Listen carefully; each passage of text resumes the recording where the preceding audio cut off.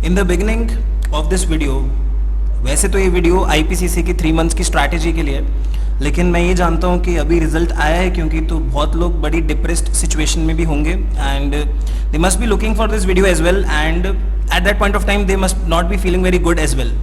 तो मैं ये जानता हूँ कि दिक्कतें हैं हमारे पास में, और आज क्योंकि रिजल्ट आया तो ऑब्वियसली बहुत सारे लोग तो पास नहीं हुए होंगे एंड इस वजह से ये जो रिजल्ट है इसकी वजह से कुछ बच्चे जो रह गए हैं उनके लिए मेरे पास कुछ एक पहली बात खास मोटिवेशन की बात ये है कि मैं ये बोलता हूँ कि फेलियर मैटर नहीं करता बच्चों, क्योंकि फेल आप एग्ज़ाम में हुए हो, लाइफ में नहीं हुए हो। लाइफ एक बहुत बड़ा गेम है, बहुत बड़ी ज़िंदगी है। आप समझिए कि आपको कम से कम अगर अपनी लाइफ को अगर आपको मैग्नीफाइड लेंस से देखना हो और आपको देखना हो कि आप कहाँ पे स्टैंड करना चाहते हैं, तो आपको 20 साल की जर्नी देखनी पड़ेगी कम से कम, अभी जो आप हैं उसके बेसिस पे। तो अगर आप 20 ईयर्स फ्रॉम नाउ अगर आप खुद को सक्सेसफुल देख सकते हैं और आपको लगता है कि नहीं 20 साल में मैं इतना तो कर ही लूँगा, तो डोंट वरी यार, रिजल्ट एक आए, 6 months is not a big thing. अगर कुछ गड़बड़ हो भी गए तो वी हैव अ चांस, ठीक है। मैं ऐसा भी बताना चाहता हूँ कि मिस्टर अली बाबा, अगर आप इनको जानते हो, ठीक है, मिस्टर अली बाबा, इनके पास एक बहुत बड़ी ई कॉमर्स की कंपनी है, is an e commerce giant and इनकी कंपनी का वैल्यूएशन आज की तारीख में ऑलमोस्ट 65,000 करोड़ से भी ऊपर है। तो ये जो इंसान है, इन्होंने ये बोला है कि एज लॉन्ग एज अगर एक बच्चे के ग्रेड्स नॉर्मल हैं, अच्छा पढ़ रहा है, नॉर्मल मतलब बहुत ज़्यादा भी नहीं बहुत हाई भी नहीं, तो बहुत अच्छी बात है, बिकॉज ऐसा बच्चा और भी अच्छी चीज़ों पे दिमाग लगा सकता है, खुद को ग्रूम कर सकता है, अपने नेटवर्क्स बढ़ा सकता है, जो कि ज़िंदगी में बहुत काम आएंगे। आपने देखा होगा कि बहुत सारे लोग जो बहुत ज़्यादा पढ़े लिखे नहीं हैं, वो लोग बहुत ज़िंदगी में अच्छा कर रहे हैं। Reason being what? क्योंकि वो लोग अपने नेटवर्क्स बना पाए, they had the sense of doing things, ठीक है, और वो बहुत ज़रूरी है, उसको भी इंटेलिजेंस बोलते हैं। प्रॉब्लम ये है कि एग्ज़ाम जो है वो आपकी वो वाली इंटेलिजेंस को टेस्ट नहीं कर पाता।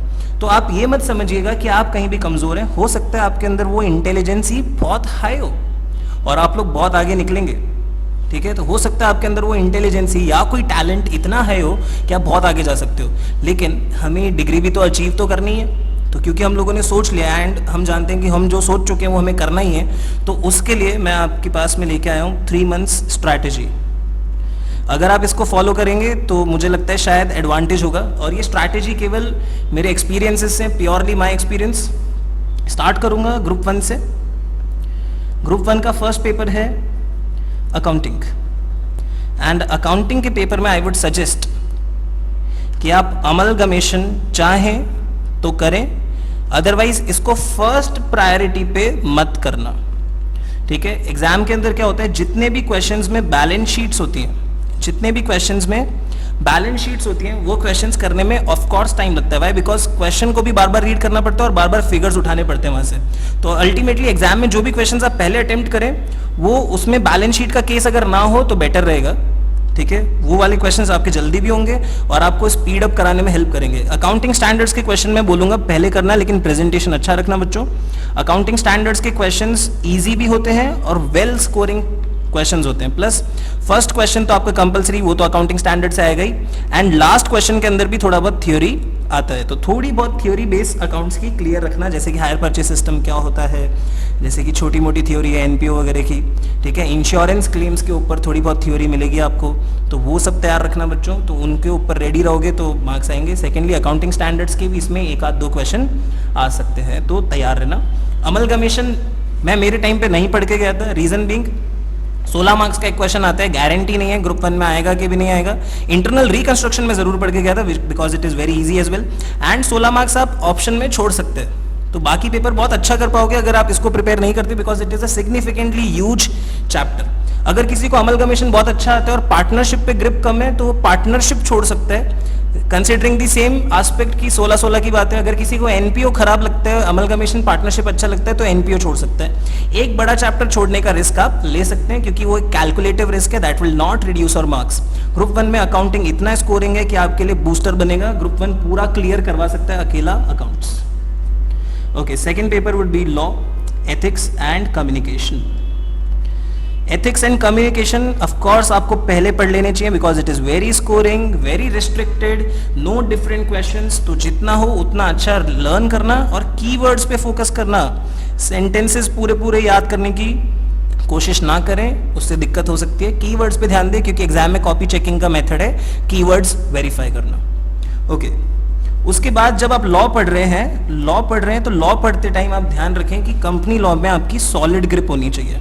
मतलब ऐसा ना हो कि आप डायरेक्टली पीएम उठा के अपना कंपनी लॉ पूरा कर दें और बिना ग्रिप लिए पूरा कर दें।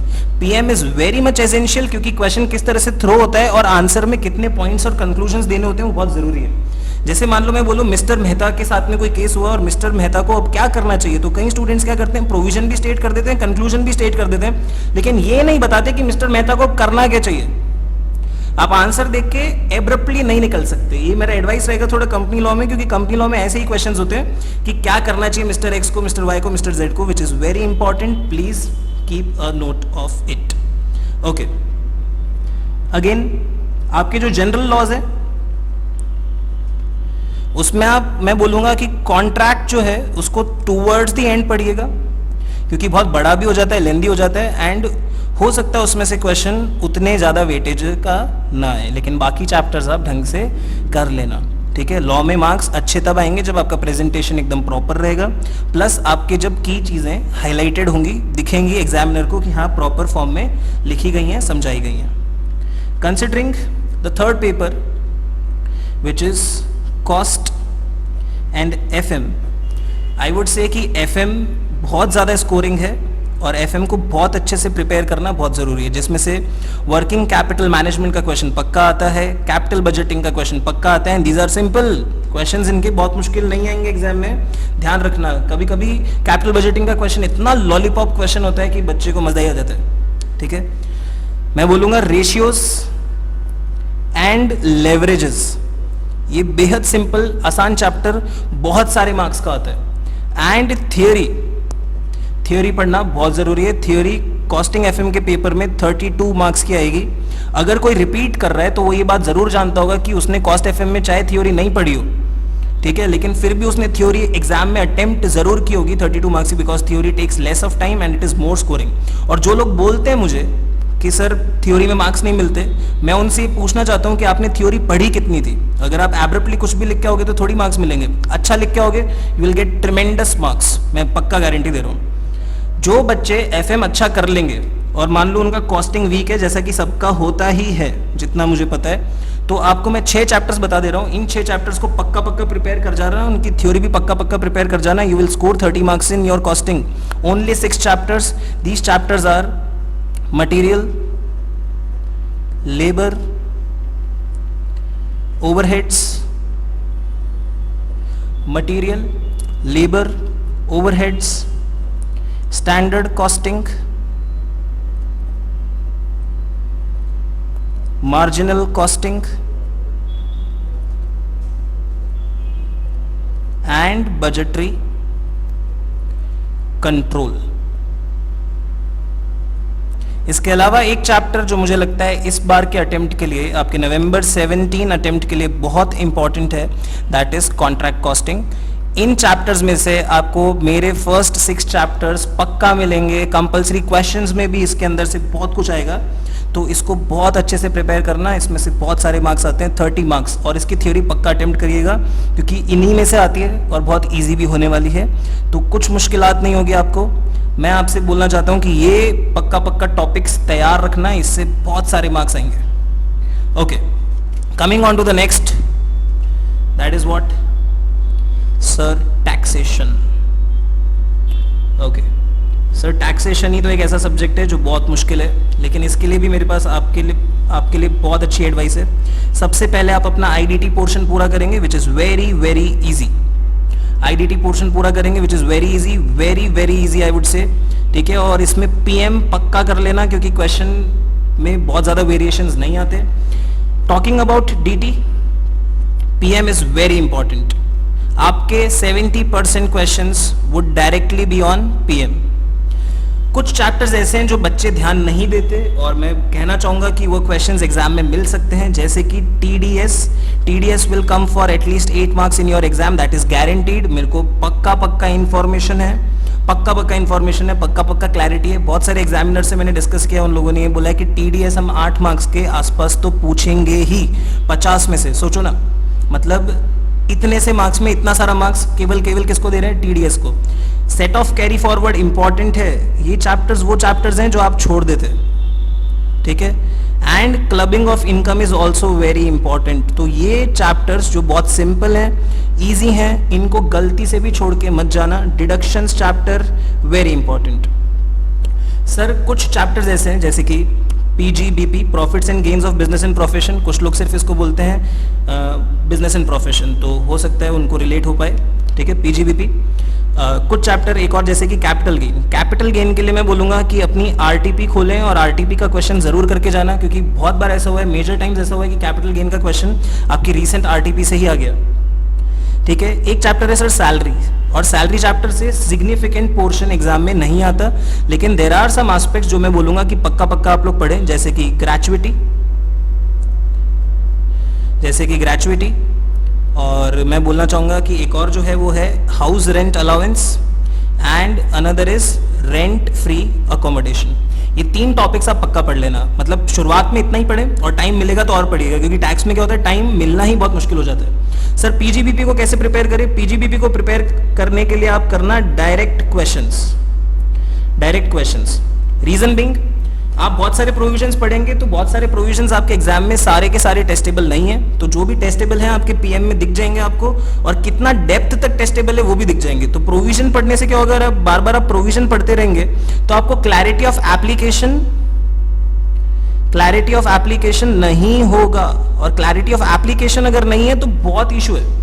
क्लैरिटी ऑफ एप्लीकेशन होना सिंसियरली बहुत जरूरी है एग्जाम में। अगर क्लैरिटी ऑफ एप्लीकेशन नहीं है तो नहीं पता चलेगा। जैसे कुछ प्रोविजन ऐसे होते हैं जिनमें प्रोविजन तो यूज होता ही है, साथ के साथ डिडक्शन भी मिलता है। जैसे फॉर एग्जांपल सैलरी में employers contribution and employees contribution to provident fund.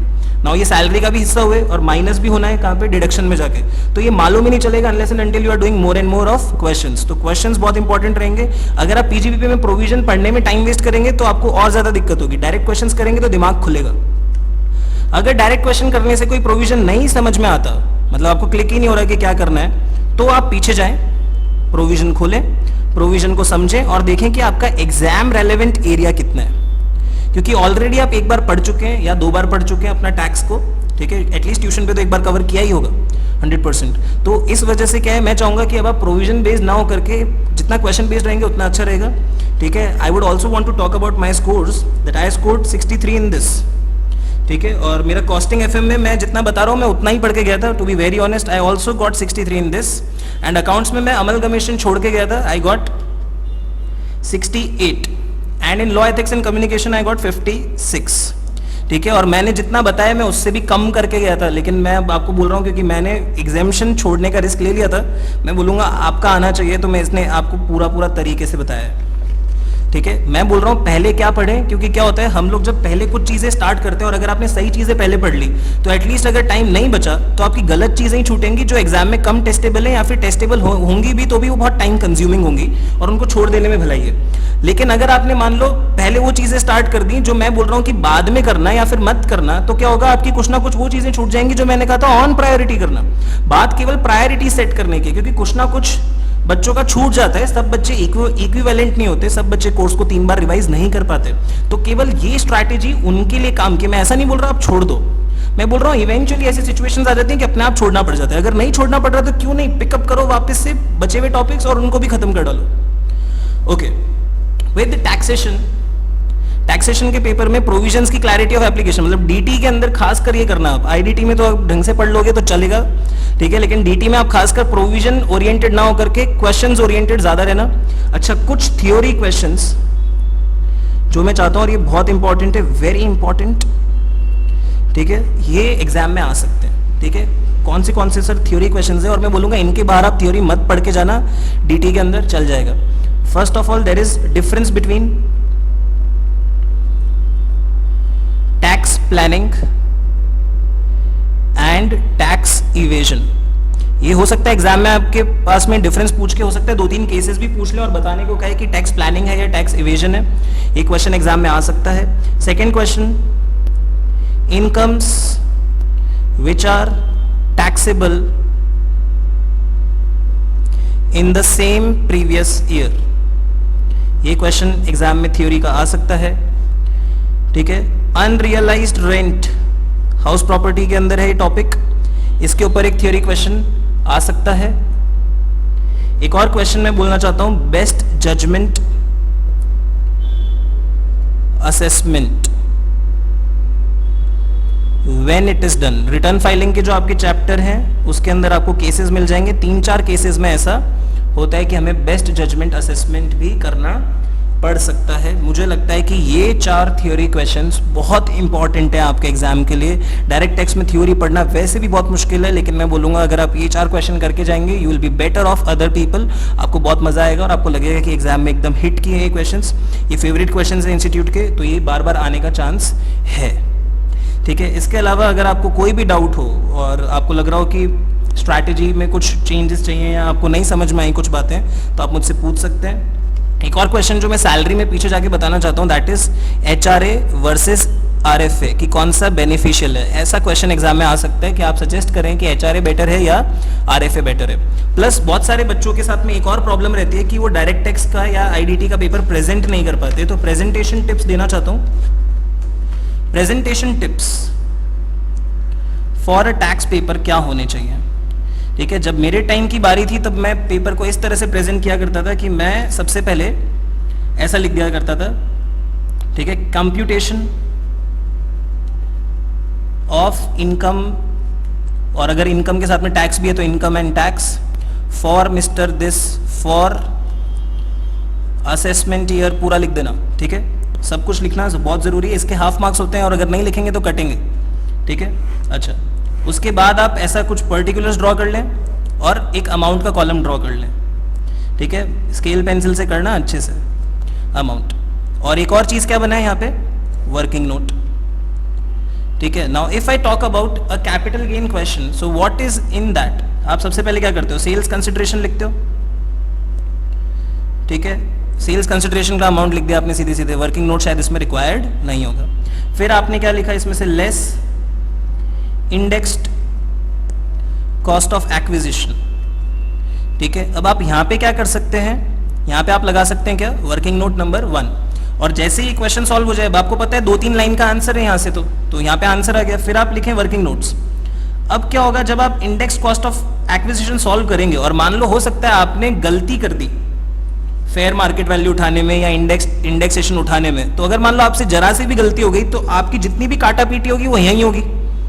ठीक है, फाइनल आंसर तो आपका ठीक ही आएगा क्योंकि आप गलती करके ठीक भी तो कर रहे हो, तो जितना भी काटना पीटना होगा वो यही होगा, तो ऑफ कोर्स आपका प्रेजेंटेशन बेटर होगा और रिस्क कम होगी। Plus you will know the space management, आपको बहुत आसान हो जाएगा। यहाँ पे तो अपने को इतना ही दिखाना है, तो यहाँ पे तो सही लिखोगे ना हमेशा, नहीं तो डर ये लगा रहता है कि एग्जामिनर को अगर ये सही फिगर यहाँ पे नजर ही नहीं आ रही, मान लो किसी ने यहाँ पे कुछ पहले तो कैलकुलेट किया इधर ही ब्रैकेट डाल के, फिर उसको काटा, फिर अब मान लो 2 लिख चुका, उसके बाद उसको याद आया कि पीछे हुआ है, तो फिर कैसे मैनेज करेगा। और साथ के साथ अगर मान लो यहाँ पे अमाउंट लिख दिया तो फिर काटा, फिर यहाँ पे फंसाने की कोशिश की क्योंकि नीचे भी जगह नहीं छोड़ी है, आगे कर चुका था सॉल्व, फिर यहाँ से काटा, फिर फंसाने की कोशिश की, तो ये मुश्किल हो जाएगा ना। इससे बेहतर क्या है कि आप वर्किंग नोट्स में रखें, पहले सारे वर्किंग नोट्स बना लें, फिर जब आपको श्योर हो जाए तो आप यहाँ पे पुट करके इसको खत्म कर दें, वो बेटर रहेगा। प्लस वर्किंग नोट्स अलग से दिखेंगे तो मार्क्स आपका इनहैंस भी होगा। Presentation is much better, much easier and makes things simple. Plus आपकी जो भी कटिंग्स हैं वो नजर नहीं आती, मेन सॉल्यूशन पे इफेक्ट नहीं डालती, so it becomes very much neat and clean, जो कि बहुत नेसेसरी है। With this advice I would wrap up my session. Group 2 के लिए ये जो सेशन है ये थोड़ी से टाइम में ही आ जाएगा, चिंता ना करें। ग्रुप 2 वाले बच्चे ज़्यादा से ज़्यादा 1 दिन और रुक जाएं, तब तक ये आ जाएगा, तो don't worry about it. Group 1 is here, तो उसको तैयार करें सबसे पहले, और ग्रुप 2 पे मैं बहुत जल्दी बच्चों पोस्ट करने वाला हूँ। मुझे बताते रहना कि आपको कैसा लग रहा है, और अगर आपको कुछ इंपॉर्टेंट सेक्शंस जानने हो पीजीबीपी के जो मुझे लगता है कि इस बार एग्जाम में आएंगे, तो उसकी list I will prepare and that list will be hosted. ठीक है, आप डिस्क्रिप्शन ध्यान रखना, डिस्क्रिप्शन पे मैं होस्ट करूंगा, और अगर आपको फिर भी नहीं मिले तो आप मुझे व्हाट्सएप कर देना, मैं गूगल ड्राइव का लिंक भेज दूंगा। लेकिन अभी मैंने वो लिस्ट प्रिपेयर नहीं की है। जब मेरे पास डिस्कशंस हो जाएंगे फैकल्टीज से, लोगों से, एडवांस लोगों से, एग्जामिनर्स से, कि उनका क्या वर्च्यू है पूछने का और आईपीसीसी में कितना लेवल तक वो इस बार टेस्ट करना चाहते हैं, तब मैं आपको एक प्रॉपर लिस्ट दूंगा and that would be very much valid for your examination. So stay tuned, मैं आपके लिए सबसे बेस्ट से बेस्ट चीज़ उठा के लाने वाला हूँ, और बिल्कुल चिंता मत करना, will be doing the best ठीक है, और मार्क्स बहुत शानदार आने वाले हैं। अगर आपने मेरी टैक्स का स्ट्रैटेजी फॉलो किया तो पक्का आएंगे।